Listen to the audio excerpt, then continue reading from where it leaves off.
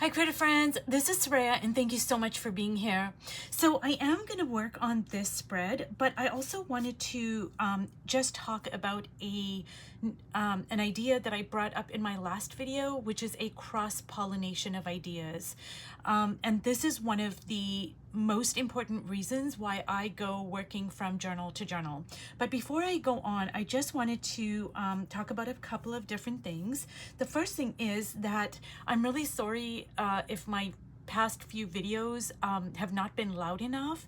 So this is a microphone that I'm using and it is a really good microphone, but the clip on the back broke and I don't know why because I'm so careful with it. So I used to be able to clip it onto my shirt, but now I have to kind of rig it on my art table and I just put it on top of a couple of jars of paint, and then when I get to painting sometimes I move it around and without realizing it. So I'm just gonna try to be more conscious of keeping it close to my mouth so that it can pick up on the sound. The second thing is I wanted to show you this gorgeous piece of paper towel. I spilled my ink. Let me see if I can find it. This calligraphy ink, which is in a gorgeous ultramarine-ish type of blue. And I just mopped it up with a regular paper towel, but then I got the idea to just let it dry and I am absolutely loving it. It actually reminds me of handmade Japanese papers. And I just love it. And I think I'm gonna put some gold on it and just, I'm gonna use it as collage. So yeah, that was a really kind of a happy little accident that happened. But anyways, let's get back to talking about this cross-pollination of ideas. So what I want to talk about is how working in multiple art journals or projects or substrates, it helps ideas and marks and colors, etc. It helps them move from one to the other, and then they can grow, they can morph, they can evolve between all of these substrates. So think of it like cross-pollination in nature, and I'm going to show you a few examples of what I mean.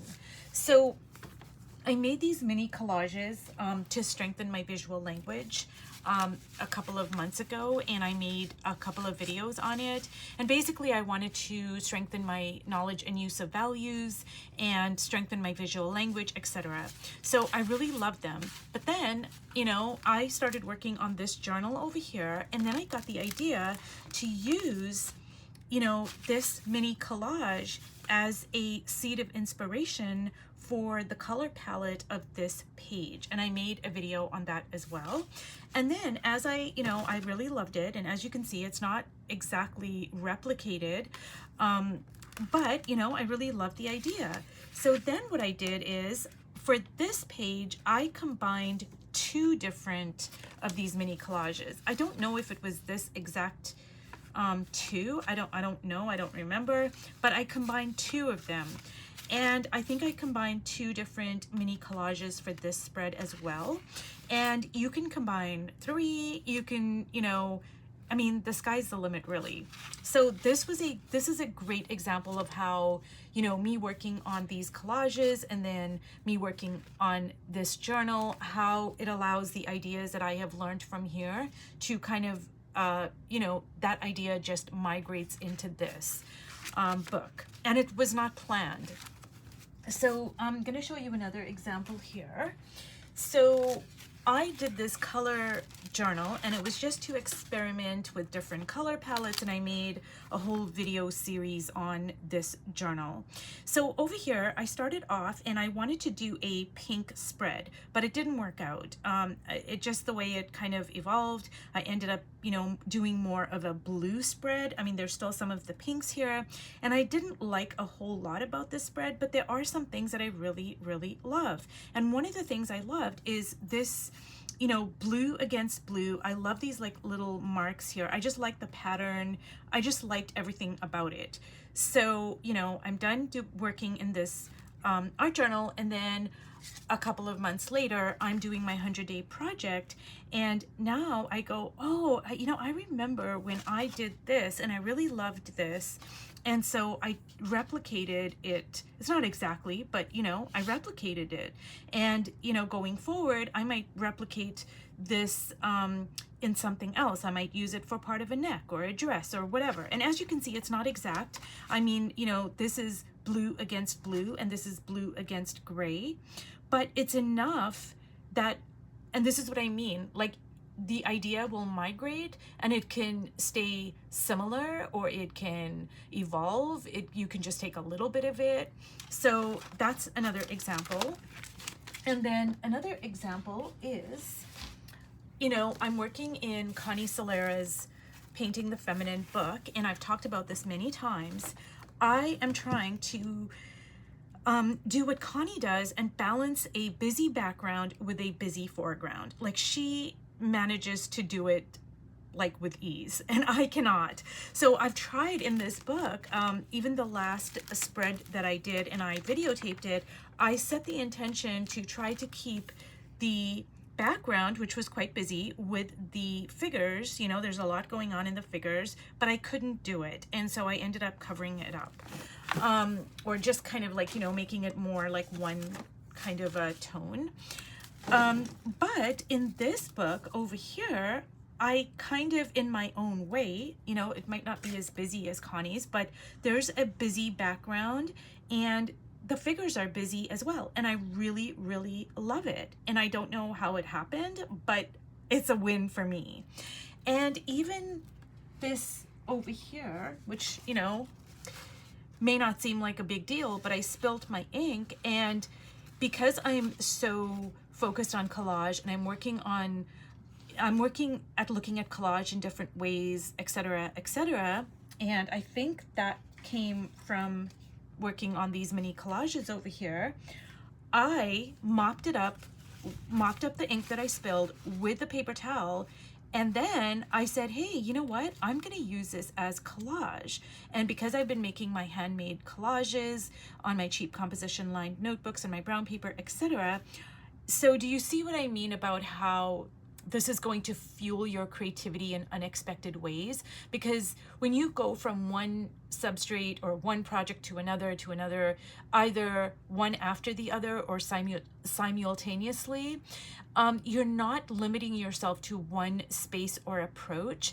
And this is going to allow you to open your mind and look at things from different vantage points. It's also going to allow you to build and strengthen your visual language, and it's going to give you like a really new, fresh perspective. And another thing is going to encourage play and curiosity and beginner's mind, and all of those things, to me, they speak of creativity. Like, those are the things that fuel creativity. So anyways, I just really wanted to talk about this idea of cross-pollination of ideas. I think it's an important one, and it's one of the best reasons to work on different you know, projects or mediums, or even my still life, you know, even like I love working on still lifes and then coming and working on different things. They all feed off of one another, and everything strengthens everything else. So anyways, I am going to dive right in here, and I'm really loving a lot of what is going on. And I don't know if I'm going to be able to keep that. I wanted to, but you know, it may not work out. I don't know if it's going to work out.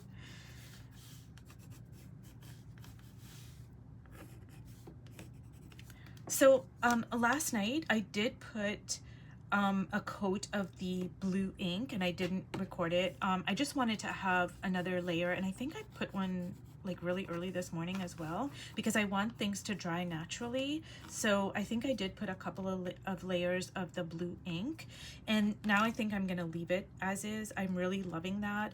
I want to keep this, but I don't think I can, to be quite honest with you. I think I'm going to have to cover it up. I just don't think it's gonna work out. And this is what I mean. I've talked about this before, where like I want to keep things, but it's just not going to work out. And so you have to sacrifice parts of the painting for the whole, even though, you know, I want to keep it, but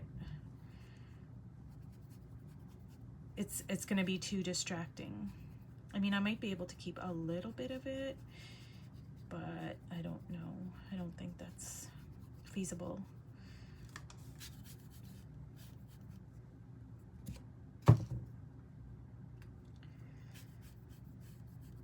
And this particular journal is just all about just being abstract and not focused on things making logical sense, you know. That was the parameter I set for this particular journal, and actually it's kind of fun, you know, because I don't have to like worry about things making sense. I mean, I still want to, I don't want to have an abstract face, not for this spread, but in a few of the other spreads I am experimenting with abstracted faces.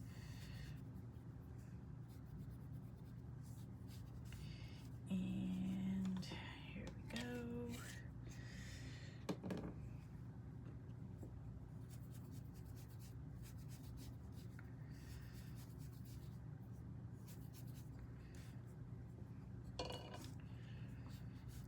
And yeah, I am gonna have to cover this up. It's not gonna work because I think the eye is gonna go right there. I don't know. I'm wondering if I could salvage it for like an eyeball. I don't know. It is a fantasy-like book, so I may be able to do that actually. That's a good idea. Maybe I'll have like a patterned eyeball. I don't know. That's like a really good thing about setting the parameters. Like, oh, this is just a fantasy art journal, you know?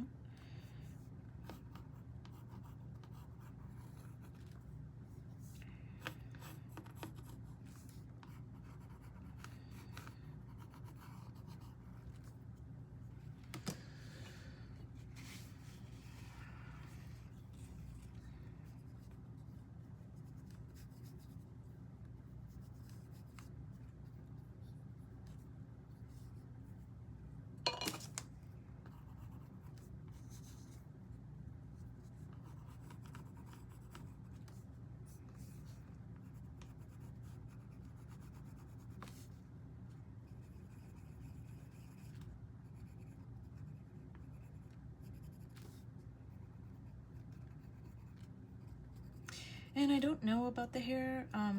Part of me is kind of feeling it, and then part of me is like, I don't know.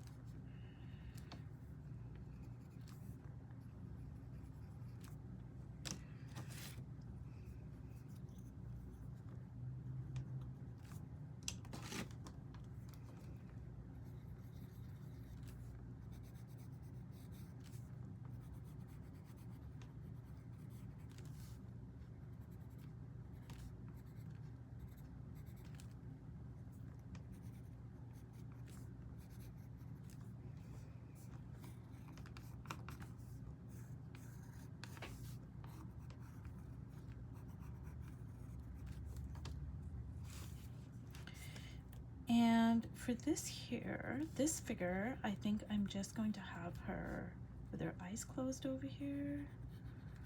I'm kind of feeling that.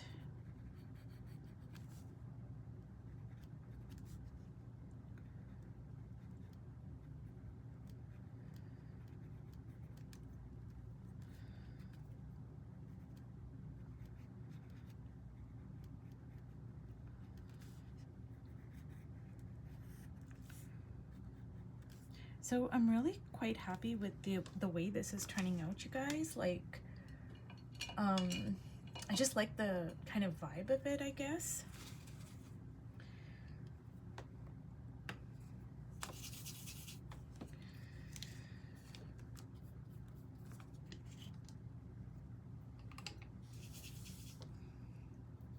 So I'm gonna see if I can keep a little bit of this pattern for the eyeball, but I don't know, we'll see.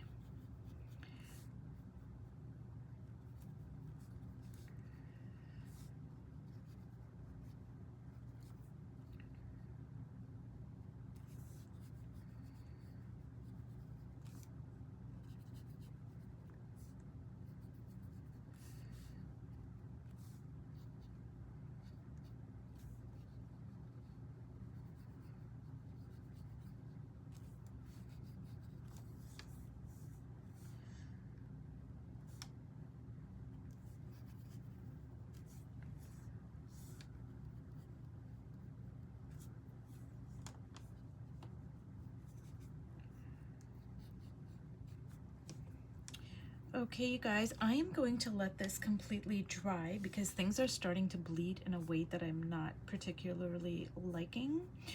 So I'm gonna let this completely dry, and then I'm gonna come back and hopefully finish it off. But if you've watched all the way to the end, thank you so much. And I hope that the main point you got from this video is the importance of working on different projects and journals and substrates, etc., and even different styles. Like, say, I love going from a still life to my 100-day project to Connie Solera's book, etc., because there is a cross-pollination of ideas, and this is going to fuel your creativity in ways that there's no way to anticipate how it's going to do that. And it's really infinite. So anyways, you guys, thanks so much for watching, and I will see you in my next video. Bye.